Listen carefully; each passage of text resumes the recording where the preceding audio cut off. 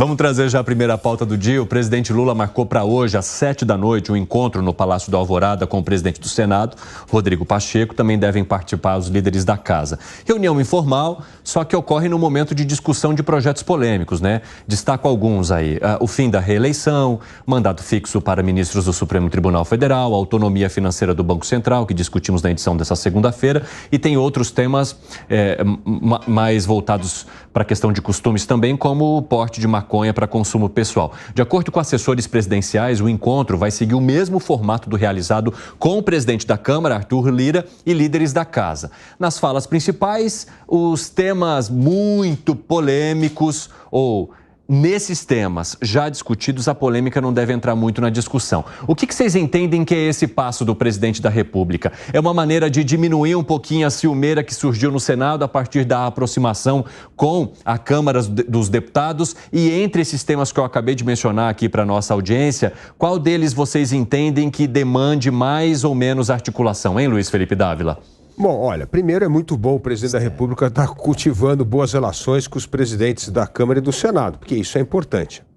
Agora, na minha análise, nenhuma dessas pautas é importante para o Brasil em 2024. Nenhuma delas. O importante é resolver a questão da regulamentação da reforma tributária, que é importante. O importante é colocar a reforma administrativa para votar, porque essas são questões fundamentais para o Estado brasileiro. Como é que nós vamos salvar a reforma tributária, no certo sentido de simplificação mesmo, não deixar que ela seja ainda mais um penduricalho de feudos de privilégio. Acho que essa é uma medida muito importante, porque é uma reforma que pode fazer o seguinte: ela pode caminhar rumo a essa simplificação ou pode piorar ainda mais o sistema tributário. Então é muito importante essa questão da regulamentação e não está na pauta. E segundo, a reforma administrativa, essa é fundamental para melhorarmos a qualidade da nossa burocracia, para valorizar o bom servidor público, para acabar com penduricalhos e privilégios e, portanto, para fazer com que haja meritocracia no serviço público. Então, essas são as medidas importantes. E nenhuma dessas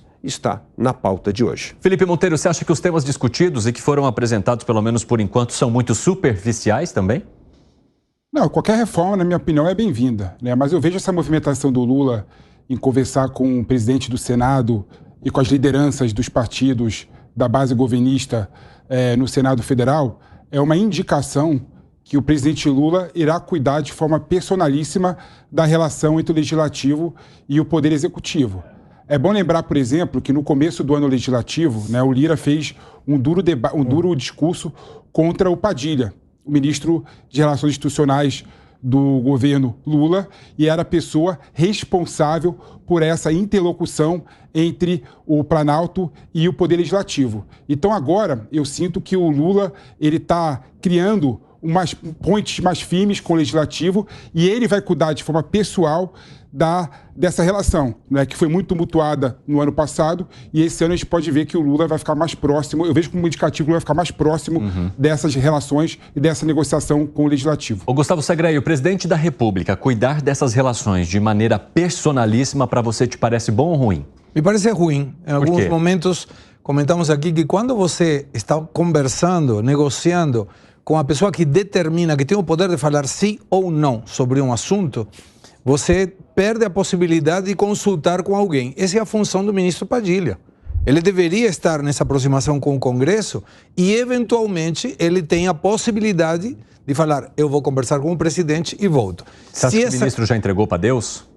Para mim, Padilha está aí, não sei por quê. Não tenho nenhum motivo para estar aí, não está cumprindo a sua função. E a reunião do Pacheco com o presidente Lula demonstra que essa interlocução, pelo menos por enquanto, não está funcionando, e no passado provavelmente também, porque teve reclamações do Congresso em relação a como estava trabalhando Padilha. Mas eu não estou tão preocupado com os assuntos que estão na pauta. Me parece que os assuntos mais importantes são aqueles que não estão na pauta. Exatamente. Que foi o que destacou o Dávila aqui. Exatamente. Para mim, isso é a base dessa reunião, é aquilo que não está na imprensa, mas que vai ser negociado e vai ser conversado conversado, sobretudo para sentir o pulso por parte do presidente em relação às pautas que o Pacheco pode colocar. E a minha interpretação é que a mais importante para o presidente, talvez por uma proximidade com o STF, é as questões das determinações monocráticas e do prazo para os cargos dos ministros. Eu estou vendo que o Monteiro já está discordando de você, mas antes eu vou abrir o espaço aqui para o Gani. Olha só. Que leitura você faz, Gani? Então, Evandro, veja, embora o presidente da Câmara dos Deputados, o Arthur Lira, ele seja mais verborrágico, tenha uma relação aberta, mais conflituosa com o Poder Executivo, as questões ali, a discussão ali, ela é muito mais orçamentária. Dito de outro modo, se liberar a verba, pagar, o projeto passa. No Senado, a questão é mais delicada. Veja que os projetos que estão sendo discutidos causam dor de cabeça ao governo.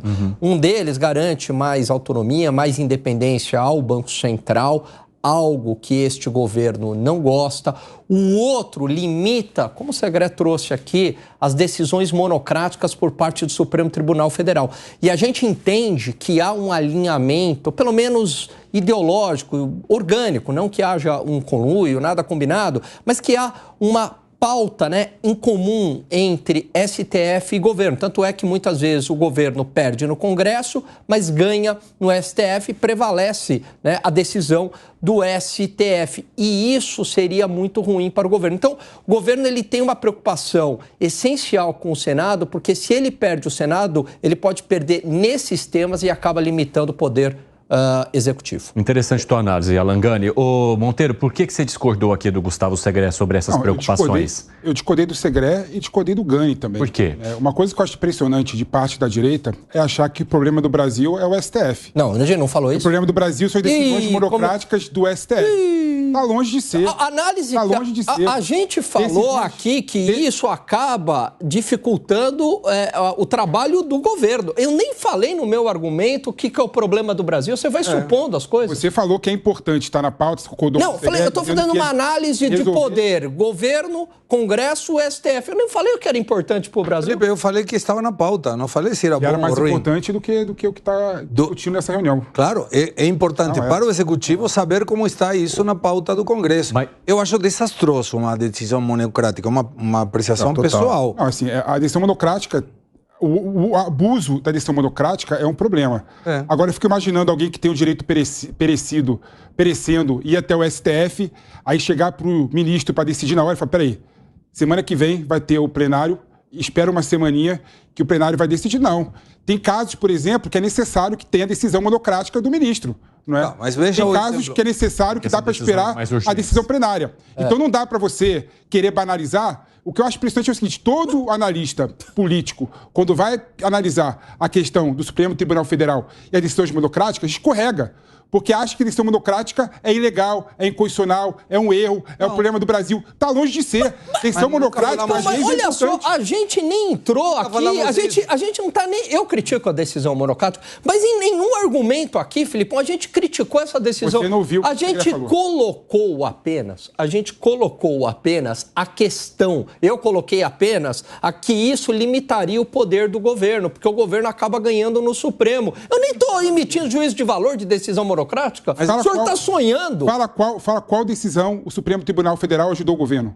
Não teve nada. Imposto, quer uma lista? Vamos lá. Lei estatais, imposto... Não, vamos lá. Lei das estatais, imposto... Está em julgamento ainda. Lei das estatais... Não, lei das estatais... Está em julgamento ainda. Liminar do Lewandowski permitiu que um monte de diretores políticos ocupassem cargos em diretoria. Há mais de um ano. Ajudou o quê? O presidente do BNDES... O Filipão, um monte de político...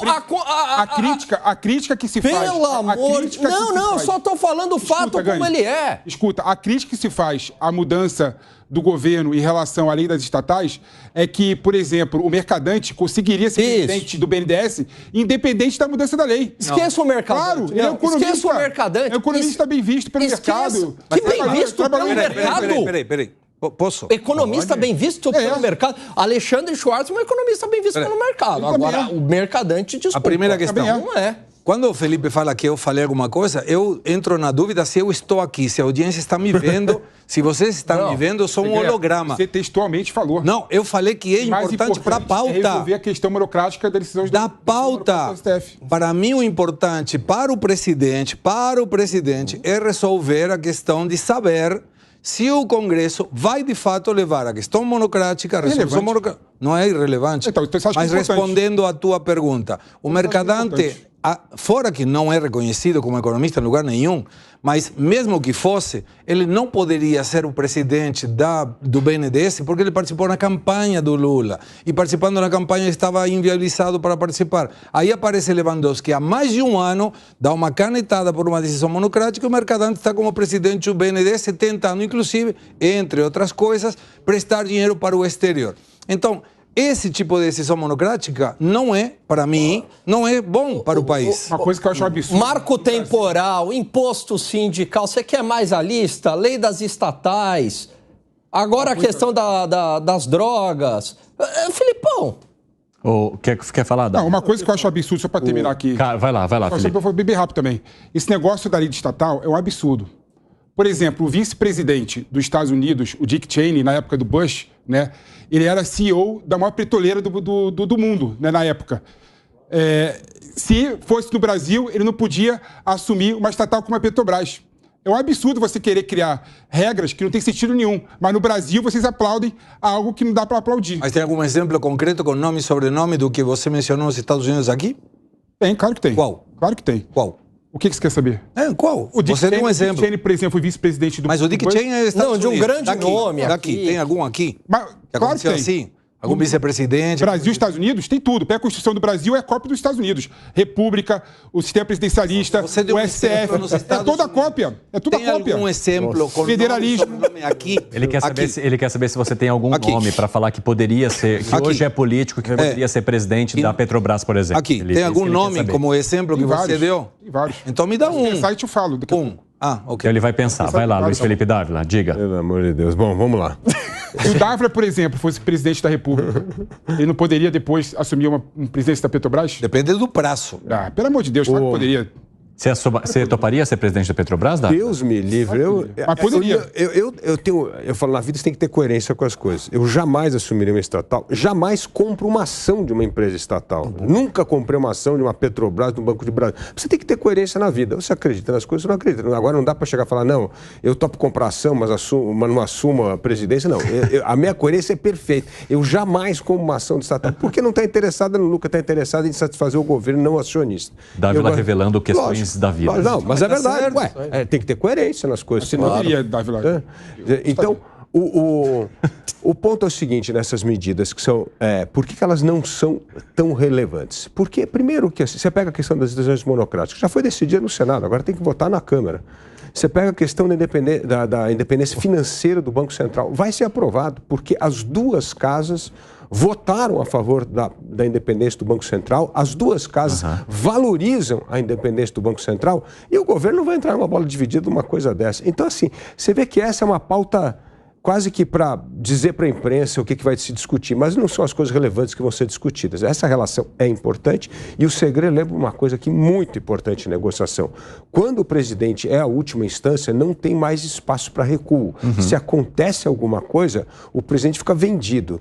Então, é muito importante restabelecer a credibilidade da articulação política. Os ministros acabam sendo uma proteção, né? Lógico, e o articulador político é muito importante. E sempre você tem no governo, ou a Casa Civil é alguém muito técnico, que não faz articulação política, ou a Casa Civil é justamente o Ministério Político e os outros técnicos é que dão a cobertura à Casa Civil. Depende, cada governo desenha o seu ministério de um jeito. Agora, o governo Lula fez o pior desenho possível, que criou um ministro de Relações Institucionais com o Congresso, que é o Padilha, e ele desautoriza o ministro quando as negociações apertam. Então, eu nem sei se o Padilha tem competência ou não para ser esse articulador. O que eu digo é que por ele perder a autonomia toda vez que a coisa engripa, a pessoa vai direto ao Lula, você desautoriza o ministro. Então, nem que você tenha um melhor articulador político nessa função, se você é desautorizado pelo chefe, acabou a tua legitimidade de negociar. Então, é preciso repensar essa posição. Se não for Padilha, quem é que vai fazer? Alguém tem que fazer a articulação política com o Congresso. Isso não pode ficar só nas mãos do presidente da República, que vai colocá-lo numa situação muito complicada se houver tensão entre as duas casas com o Poder Executivo. Arremate, Monteiro, para eu seguir para o próximo tema. Um ponto que eu queria destacar aqui, uma coisa que eu acho impressionante, o problema do Brasil, eu acho, é a tal criminalização da política e criminalização com o político. Então a ideia de achar que político não pode ter cargos em empresas estatais, cargos em agências reguladoras, é completamente equivocada e parte dessa premissa. Político é ruim porque político supostamente rouba. Né? Mas você não acha que... Para com isso, tem mas que você não acha que... Mas, Monteiro, rapidamente, eu vou te fazer uma pergunta. Você não acha que essa sensação também aconteceu justamente por conta dos escândalos de corrupção? Com certeza. No momento em que esses políticos estiveram nesses cargos? E outra coisa... Porque não foi do nada. Mas então você entende que isso é uma coisa que não precisa ser permanente. Então, aquele trauma que as pessoas tiveram lá atrás com esses políticos que ocuparam cargos em estatais e que, de alguma forma, cometeram escândalos de corrupção... são passado. E agora as pessoas poderiam novamente rever essa situação, é isso? Mas essa é a situação. Existem empresas privadas que são corruptoras e corruptas, né? Sim. Diversas. Mas o nosso passado recente, infelizmente, com a Lava Jato, com o Mensalão e outros escândalos que foi demonstrado em investigação da Polícia Federal, né? Infelizmente trouxe uma áurea para a sociedade de que todos os políticos são ruins. Todos os políticos são corruptos. Não é por aí. A gente tem que parar de criminalizar a política e tem que parar de criminalizar o político. Não, concordo que não tem que criminalizar a política de jeito nenhum, mas tem uma questão muito importante. Cada um tem uma atribuição nessa grande, vamos dizer, essa grande árvore da política, cada um tem uma função. Você quer ter voto? Você quer legislar? Você precisa de voto, você precisa ser eleito. A questão de órgãos técnicos, por exemplo, como agências reguladoras, não pode ter político, não pode. São órgãos absolutamente técnicos. Aliás, mostra a diferença brutal do papel das agências no governo Fernando Henrique do hoje. É um desastre hoje. Foi totalmente politizada, loteada pelos partidos políticos.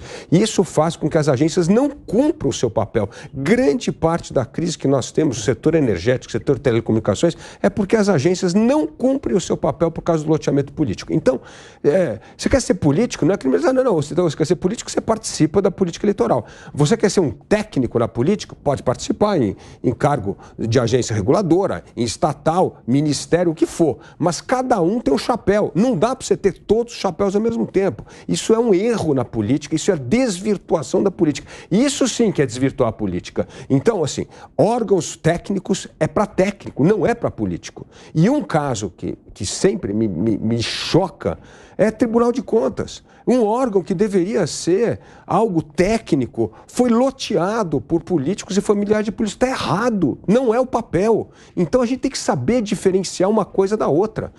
Isso não é demonizar a política, isso é valorizar a política. Perfeito. Você quer ser político, vai disputar a eleição, tem voto. Você não vai para órgão técnico. Você quer ser um bom técnico, você ocupa um cargo técnico e não vai para a política. Perfeito. Mas não dá para ter as duas coisas. São coisas diferentes. Nossa, cargos técnicos têm que ser ocupados por pessoas técnicas, realmente. Mas cargo de gestão dá para muito bem ser ocupado por político. Mas por quê? Quem dirige o órgão técnico, quem dirige as pessoas que estão no cargo técnico, é aquela pessoa com visão. Felipe, aquela pessoa que consegue traçar um futuro para a empresa. Eu acho que você coloca um mundo idealizado, analisa o Brasil como se fosse a Finlândia, há conflitos de interesses no mundo real, esse que é o ponto. Né? Então, quando um político, você está falando, o político vai trazer a experiência. Não, a gente sabe como é que esses cargos são utilizados, não toma lá da cá, na troca de favores, é um critério político, é quem é amigo do rei que acaba ocupando uma diretoria e não necessariamente prevalece o que o Dávila falou, um critério técnico objetivo, Felipe. Essa retórica, infelizmente, da maioria das pessoas que criminalizam a política. Não estou criminalizando a política. Eu estou falando da valorização da técnica para não destruir a política. É o que o Dávila colocou aqui, isso é valorizar a política. Tem político técnico também. Mas a política é feita para todo mundo. Mas o político, a política é feita para as pessoas que têm o viés político. A política é feita por pessoas que têm um viés técnico. Sim. O que eu quero no meu Congresso Nacional é que seja heterogêneo. Perfeito. Tem diversas pessoas diferentes, que pensam diferente, com competências diferentes, com mestrado, doutorado ou com um aspecto profissional muito mais relevante. Eu quero que seja heterogêneo. Então tem político técnico também. Não, tem muito. Perfeito, mas o ponto é o seguinte, na hora que você quer ocupar um cargo técnico, deixa a política. Não dá para misturar as duas coisas. Aí é que é o problema. Então, assim, e isso é normal. Você pode uma hora querer fazer uma carreira política. Ué, não acontece com o ministro do Supremo? Você está ali sendo ministro, fazendo uma carreira política. Ué, Dino, o que é o Dino? Agora largou a carreira política, a gente espera, e vai ocupar um cargo no Supremo. É um cargo técnico. Mas não dá para ficar nesse vai e volta. Isso não existe. Concordo. Rapidamente, Segre, arremate. Neste momento, tem um escândalo acontecendo na Petrobras com um prejuízo de 500 milhões de reais por um contrato feito mal e um dos diretores está sendo investigado. E aí você vê, não é todo político... Sim, senhor. Ou o cara já está processado? Não. Está investigado, inclusive retiraram até os celulares dele para verificar o processo. Igual o Bolsonaro. Não sei se é igual ou não. Estamos falando da Petrobras agora. Mas Bolsonaro trabalha na Petrobras? Vale a mesma coisa, né? Trabalha na Petrobras? Vale o mesmo argumento. Para investigação na Petrobras para investigação com o Bolsonaro. Só para clarificar, nem todo político é corrupto e nem todo corrupto é político. O problema está quando no passado e no presente, sobretudo em tipos de governos de esquerda, as estatais foram utilizadas para roubar. Esse é o problema. Então a gente fica um pouco apreensivo. Mas não estamos falando de que todo político é corrupto de jeito nenhum.